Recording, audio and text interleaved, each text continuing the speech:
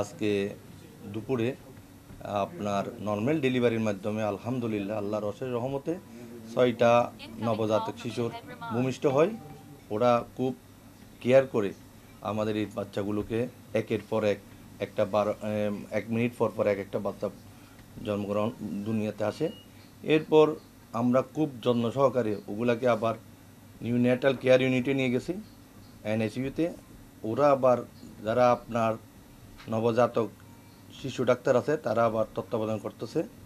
আলহামদুলিল্লাহ প্রত্যেকটা বাচ্চাই সুস্থ আছে।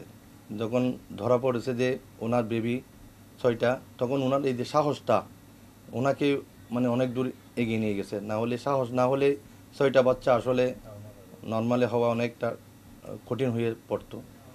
আসলে আল্লাহর রহমত ছাড়া এটা আসলে সম্ভব না।